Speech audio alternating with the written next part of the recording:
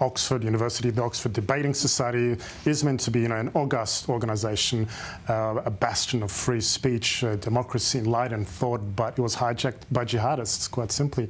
I still think it was the right thing to do, to go there, to debate, because I don't think they were necessarily debating their opponents or those in the crowd, those that were cheering essentially for the murderers, butchers and rapists of Hamas, but for everyone else that was watching them, and to expose those people that do reject Israel's right to exist, that do cheer on the crimes of groups like Hamas under the guise of some kind of enlightened thought of free speech. So I think they were the right to do it, and I certainly applaud them for doing so.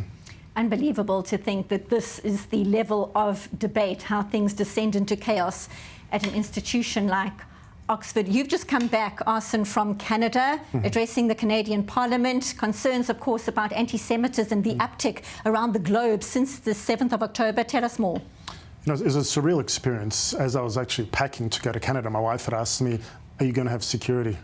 And I thought for a second, what is she talking about? I'm literally flying in from a war zone, but at the same time I was as if flying into another war zone. And I was there in Montreal during those riots, and they were just harrowing. It was, it's hard not to draw parallels to what happened in Amsterdam. Right. And when I spoke to leaders there from all levels of the political echelon, I told them unless corrective action is taken, there will be a repeat on the streets of Toronto, Montreal, Ottawa, what happened in Amsterdam. The community is under assault. I spoke to students, they're scared.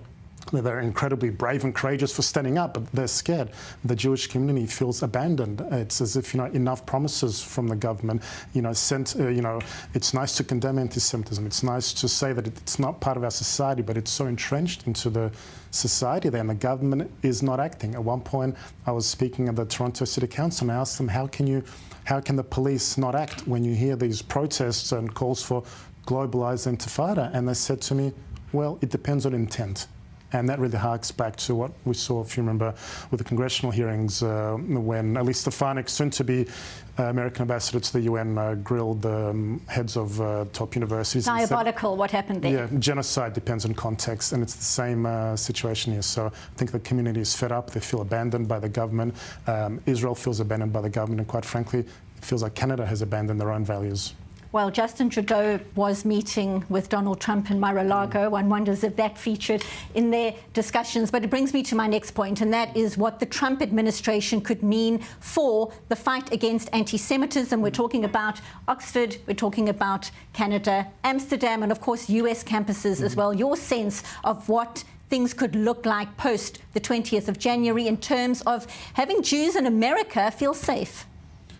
Look, I'm cautiously optimistic in knowing that there is a sense of unpredictability in terms of what will happen, but we certainly need to judge in terms of what we have, and that includes the people that have been appointed to high-level cabinet positions, and they're all incredibly staunch friends and allies, supporters of Israel, who have been unwavering in speaking out against anti-Semitism. And we have to look at also what the president himself, or president-elect, has said. One of his first statements in the days after election, they said that they will take accreditation away and take funding away from those universities that receive federal funding, but yet continue to not only engage in anti-Semitism, but refuse to take action.